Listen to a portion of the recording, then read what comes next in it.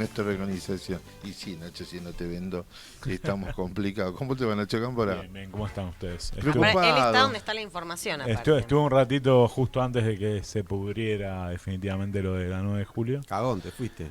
No, Qué boludo. Vio que se Te estaba dijo por que te armar y vengas. llegué. Acá decía, venite, ya está, ya pusiste la no, cara. la verdad que brutal. Las imágenes no, hablan por sí terrible. solas, es brutal la represión contra el sector más empobrecido de nuestro pueblo, que se manifestaba por recursos, digamos, para poder morfar, para poder subsistir, y que la definición política del gobierno de Milei, de Petovelo, sea antes de una prometida mesa de negociación con De la Torre, con el funcionario, reprimir abiertamente sobre la 9 de julio. No, y en paralelo veíamos recién el presidente Milei festejando la represión, Tal cual, sí. retuiteando,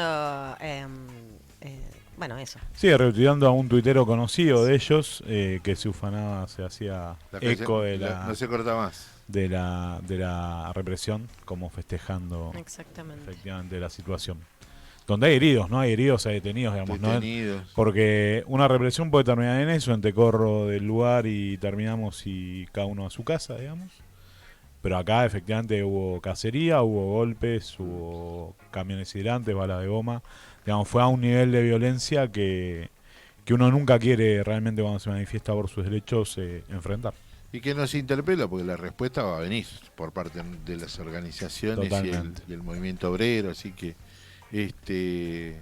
bienvenido, Nacho. ¿Qué está pasando en el mundo hoy que llama la interés? Nosotros ya tenemos una pregunta. ¿Qué pasa con Ecuador y México? ¿Qué pasó con Ecuador y México? No, lo de Ecuador y México es una definición política del gobierno de Noboa, un gobierno mileísta, podríamos definir, en Ecuador, que asumió en noviembre, hace poquito. Ganó las elecciones el 23 de noviembre de 2023, el 22 de noviembre. Eh, de definitivamente asaltar una embajada de un país soberano como México, donde había pedido asilo político Jorge Glass, ex vicepresidente de Correa, de Rafael Correa, y bueno, tomó una definición que es casi inédita en la historia de América Latina, En el mundo. pero en casi. el mundo, efectivamente. Claro. Nada, yo así, haciendo memoria, creo que la última que me acuerdo es el asalto a de la Israel. embajada, No. a la embajada de Estados Unidos en Teherán cuando fue Eso. la revolución de los ayatollah. Ahí va. Estamos hablando de 1979, Sí. o sea, muchísimo tiempo atrás Que y en otro realidad contexto global. había una toma en realidad y eso era otra cosa, ¿o no? En realidad fue un asalto del movimiento popular iraní enojado con Estados Unidos, Claro. y la tomaron. Ujú. Claro. Pero Claro, no fueron fuerzas de seguridad o armadas de Irán, sino Claro. fue el mismo pueblo enardecido Ujú, que asalta el edificio. ujú. Sí, sí. Sí, además con el contexto de lo que en Latinoamérica es la autodeterminación o el respeto de los Sí, espacios. sí, ¿Se principios. puede considerar un acto de guerra en términos diplomáticos? Yo creo que en otra época histórica sí, no muy lejana en el tiempo. Hoy no. O sea, hoy en general los países resuelven este tipo de situaciones de otra manera y bienvenido que no sea mediante la guerra. Pero es un acto gravísimo de violación a la soberanía de un país. Después te ascendieron videos de cómo lo golpean y lo tiran al suelo al primer secretario de la embajada, que intentó impedir con sus manos, digamos, Sí. Mm. que se llevaran a Glass. Y bueno, después la condena internacional, ¿no? De todos los ámbitos y lugares se condenó lo que hizo Ecuador. Y ahora mañana el gobierno mexicano va a presentar una denuncia ante la Corte Penal Internacional, porque bueno, entender la gravedad, ¿no? La Corte Penal es un órgano de las Naciones Unidas, es importante que eso suceda. Y bueno, y lo otro que pasó también, para comentar ahí lo de Glass, a Glass estuvo casi 24 horas secuestrado virtualmente porque lo sacaron de embajada, pero nadie sabía su ¿Dónde paradero. estaba? Ahora lo blanquearon, está en la cárcel, en una de las cárceles de máxima seguridad de Ecuador. Bueno, vamos a decir que bajo derecho, ¿no?, de su condición, ella estaba, digamos, había estado preso, vuelve a esa situación. Pero bueno, ¿Y la Corte Internacional tiene injerencia como para pedir la liberación de esos presos? la Corte Penal no, digamos, lo que sucede es que los gobiernos tienen que acatar los fallos, Rara vez eso sucede cuando, Ujú. cuando fallan en contra de un país en particular, pero sí son antecedentes que son violatorios de la política global, digamos, de derechos humanos, de derechos de las personas. Son malos antecedentes, vamos a decir. Pero bueno, pero en términos generales no es vinculante una Ujú. definición. Salvo cuando son condenas por crímenes de lesa humanidad, Exacto. eh, masacres, hay casos de, bueno, de dirigentes, sobre todo, el último me acuerdo era el de Sudán, creo que al-Bashir o Bashir, el presidente que recibió una condena y fue extraditado y fue juzgado Ujú. en la Corte Penal Internacional por crímenes contra la humanidad por varias masacres en sus 30 años de gobierno en Sudán.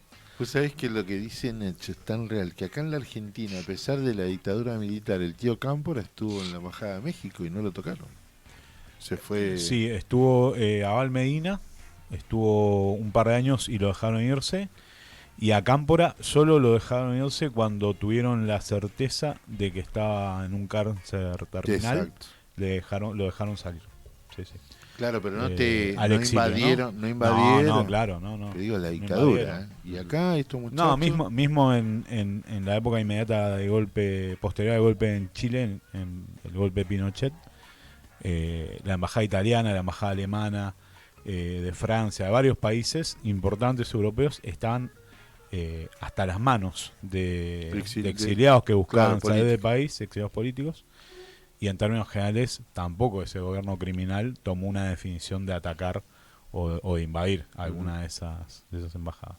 Pero evidentemente cambia, el tiempo cambia. El tiempo cambia, es una etapa, el gobierno de Noboa por eso arrancaba calificando, ¿no?, de mileísta, ¿no?, como de capaz de romper todos los derechos. Ese gobierno, su gobierno está en contra del movimiento popular ecuatoriano, que lo está persiguiendo, lo está criminalizando eh, en muy poco tiempo, por lo cual las similitudes también Sí, son reales. a los pueblos A los originarios. pueblos originarios, a la CONAIE, que es la principal organización de Ecuador, de masas, digamos, popular. Eh, entonces, efectivamente es una nueva etapa en la cual, para mí, la discusión más profunda respecto de los fenómenos de estos gobiernos, de Sí. Milei, de Noboa, de lo que fue Bolsonaro o Trump mismo, que Ujú. ahora podría volver al poder, es que ya la democracia como tal, como la conocemos, no resuelve las necesidades de gran capital, y eso da lugar a este tipo de gobiernos que efectivamente avasallan los derechos que uno diría consagrados por los gobiernos democráticos Sí. en nuestros países a lo largo de los últimos más de 100 años posiblemente, obviamente con interrupciones de las últimas dictaduras y demás, pero en términos generales esos valores de la democracia como tal, y el valor de los derechos civiles, los derechos humanos, Totalmente. digamos, o sea, el respeto bueno, a la posibilidad que uno defina que se tiene que ir del país porque está siendo perseguido, va a ser encarcelado, y eso implica que hayas tomado una decisión que nadie toma de buenas a primeras, que son decisiones terribles para quien las toca vivir, y que además Imagínate. suceda esto que es la invasión de la embajada y su secuestro, ¿no? Lo mismo ocurrió con Evo, ¿no? Si no hubiese intervenido el gobierno argentino y las organizaciones sociales que lo apoyaron, los estaban Cuando todos cazando. creíamos que Alberto era la esperanza y cruzaba con Evo a la Argentina. Bueno, Todos te estábamos quiero re dar un pequeño ilusionados. mérito. Estábamos todos ilusionados. Sí, sí, sí, sí. Bueno, no salió tan bien lo de Alberto. Pasaron cosas. Pero sí, claro, bueno, además Javi. ahí Javi. en lo de... Sí, en lo de Evo el rol fue, bueno, fue de México, justamente, el gobierno Claro. mexicano. Podemos ser muy firme con los golpistas bolivianos y intermediando con Estados Unidos, que estaba atrás obviamente de la movida, que el avión de Evo tenía que despegar, que no podía pasar otra cosa y Claro. tenía que ir a otro lugar. O sea, tenía que salir del país, pero sí, eso fue una negociación que la cuenta García Linera, la cuenta de Evo, que fue brutal. O sea, que fue, digamos, la intencionalidad de los militares golpistas bolivianos era o atacar no era arrestarlos. no, Directamente era- no, por eso, no era respetar su vida, sino efectivamente asesinarlos, sea en el camino al aeropuerto, donde hubo una escaramuza bastante complicada, Sí. o incluso había preparado un sistema antiaéreo para derribar el avión una vez que despegara. O sea, así de terrible fue la secuencia. Pero sí, ahí México jugó un rol de respeto a la vida primero, respeto en este caso, México fue un país, y lo vincula a lo de Cámpora y a lo de Abel Medina, a lo largo del tiempo y en las dictaduras de nuestros países, sobre todo Sudamérica, jugó un rol muy importante en recibir a esos exiliados políticos y generar condiciones de vida favorables, ¿no? La verdad que es una historia bastante interesante. ¿Cómo, ahí ya no sé, ya te voy a sacar, digo, porque no tengo idea aparte, ¿cómo es la historia democrática de México? ¿Pasó Bueno, por alguna iba justo a eso que decís vos, solo un puntito. Sí. México en esa época estaba en los que son los 70 años del PRI, del Partido de la Revolución Institucional, el partido que lleva adelante la Revolución Mexicana, digamos, o la formación política que surge ese proceso. Que hoy se cumple en la fecha el asesinato de Zapata. De Zapata, mirá, Hoy. no lo tenía, ¿eh? Sí. Así que un dato. Emiliano Zapata. De Emiliano Zapata. ¿Que cantaba No vamos a trabajar? No, eso No. No, pero hay que decirlo, México un poco antes de las dictaduras de los 70, había habido un surgimiento de fuerzas populares, de izquierda, estudiantiles, de trabajadores y trabajadoras, que habían sido fuertemente reprimidas por el gobierno mexicano, que seguía siendo el mismo en la época de las dictaduras de los 70, donde recibió un montón de argentinos, uruguayos, chilenos, de todas las nacionalidades, que pudieron realizar su vida ahí, por lo cual siempre pesa sobre ese gobierno mexicano lo progresista que era con los exiliados de Sudamérica y de otros lugares del mundo, y lo duro que fue con el movimiento social propio del país, ¿no? Campesino. Sí. Campesino, tal cual, sí, sí. Hay un documental de... tiré un viejazo, de Raimundo Bleiser, la Revolución Congelada, creo que es, que habla muy bien de esta etapa de México. Y después la irrupción del zapatismo, del comandante... Del subcomandante Marcos. Acá, en el 94, la Revolución Zapatista. Es apasionante toda esa historia, ¿no? Sí, sí. Bueno, es el acumulado histórico que los pueblos generan cuando hay niveles de opresión y de exclusión tan grandes como sucedía en esa zona, la zona más pobre de México, Chiapas, el estado de Chiapas, un estado del sur, que culmina con ese proceso de liberación, con particularidades, con cuestiones muy particulares propias del movimiento zapatista. No es asimilable prácticamente a ninguna otra experiencia contemporánea, ni incluso de la región. O sea, pues la guerra civil de Guatemala, de El Salvador, la revolución sandinista, tienen condiciones internacionales, digamos. Lo del zapatismo es una cuestión muy, muy local. Mexicanización de la fuente de trabajo, nacionalización del petróleo. Y México para los trabajadores. México para los trabajadores. De esa época era la revolución. Es más, Trotsky se exilia. Claro. México. En México, de hecho, ahí es asesinado por Ramón Mercader, un agente de la NKVD del gobierno de Stalin. Sí, sí, no voy a opinar más sobre eso. Qué groso. Si hubo justicia o no. Qué groso. Porque además yo sabía que cuando llegara ese punto... No, bueno, pero... Pensar que estaban tan cerca. Claro. No, pero un movimiento, digamos, Trotsky y otros exiliados políticos que vivieron en México también en esa primera etapa, previo a la Segunda Guerra Mundial, entre los 20 y pico y el 45, van a ser el germen que va a dotar a la clase, a la intelectualidad mexicana, de un pensamiento progresista, cosmopolita, digamos, que va a permitir incidir en las luchas campesinas, las luchas estudiantiles y las luchas de los trabajadores, para después llevar adelante todo el proceso de lucha de los 60. O sea, ahí todo tiene que ver, digamos, todo hay un acumulado a lo largo de la historia que se vincula, y es muy interesante. Sí. Nacho, te hago una pregunta con todo lo que contaste. ¿Qué replanteos se tendrán que hacer los organismos internacionales creados posguerra? Porque digo, claro, Naciones Unidas. Sí, todo eso es post-45. Con todo esto que está pasando, ¿no? Nosotros teníamos el TIAR, me acuerdo cuando lo de Malvinas. El Tratado Interamericano de asistencia recíproca. Se le pasaba un bol traste, digo. Sí, y claro. hoy esto de México y Ecuador reabre un debate que evidentemente o los organismos se replantean si cumplen alguna función real o no son vinculantes sus decisiones, no sé. ¿Cómo lo ves? Sí, efectivamente, lo primero que hay que decir es que la mayoría de los organismos tienen la hegemonía de las grandes potencias. El status quo. El status quo. tal Digamos, cual. no van a mover absolutamente nada. Estados Unidos, Inglaterra, Francia, digamos. Obviamente que hay potencias emergentes o vamos a decir contrahegemónicas como China y Rusia, digamos, que juegan un rol en esos organismos, pero al fin y al cabo los que tienen la batuta son los otros, digamos. A veces vetan, a veces pueden interponer cuestiones, pero bueno, la hegemonía está a un solo lado, digamos.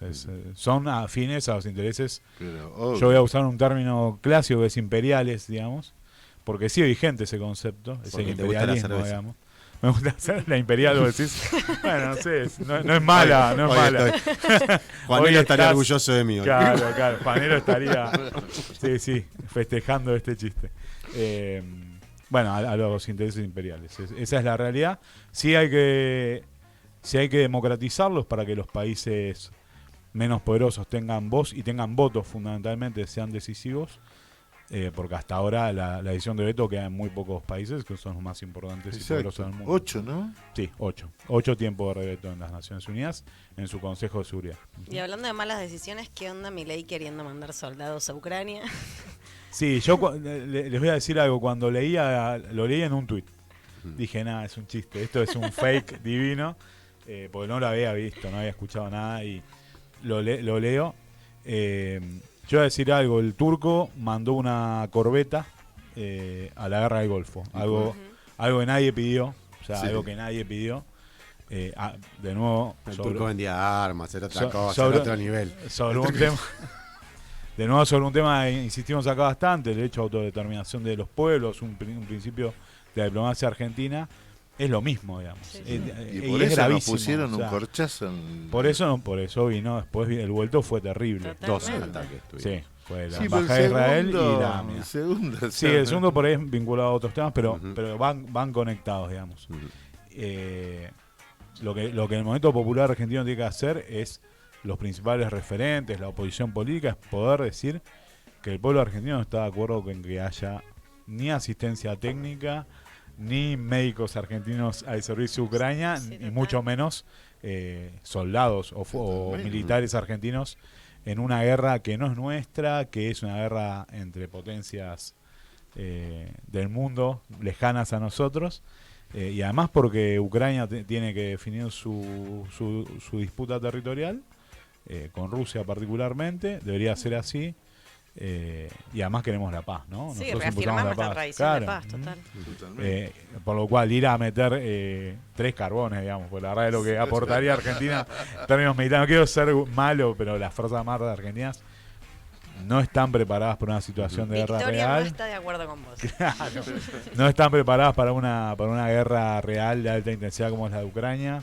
No tiene el armamento necesario No, para esa situación. no. Por lo cual es más una declaración propagandística y brutal para alinearse a un sector. Bueno, nosotros estamos totalmente en desacuerdo con esa situación. Nacho, gracias. Te esperamos el miércoles con más información. Obvio. Pero también, ¿por qué no hablar también del escenario que participas internacional sindical? Porque ahora ATE está haciendo una presentación por la conferencia de prensa ayer. Sí, va a haber una presentación ante la OIT por la militarización y todo ¿Podemos ir? todo lo que pasó. Sí, claro. ¿eh? No tengo fechas, pero sí. Y además vamos a lanzar una campaña, la FCM va a lanzar una campaña internacional con los trabajadores públicos argentinos ante esta situación de despidos generales, con un eslogan que, si no me acuerdo mal ahora yo, era no hay Estado, bueno, no me acuerdo, es un juego de palabras. Bueno, Ahora por eso los paso y lo tienen. y lo abrimos el miércoles. ¿te Pero parece? la idea es que salga durante la semana que viene o a fines de esta semana todas las centrales obreras y sindicatos de servicios públicos de la FSM seguramente van a estar publicando y haciendo una campaña en sus lugares. No hay nación sin De Estado, eso- ¿será? Sí, sí, sí. Ahí va, digo, no hay porque patria, que- no hay patria. No hay patria sin Estado. Pero es un juego de palabras. Ujú. Van a hacer una campaña en más de 120 países de solidaridad con todos nosotros y nosotras. Dale. Bien. Viajemos. 120, tenemos tiempo. La India, yo no sé si iría a la India. Hasta mañana. Muchísimas gracias con Nacho Cámpora. Cerramos el agujero del mate de hoy. Tremendo programa.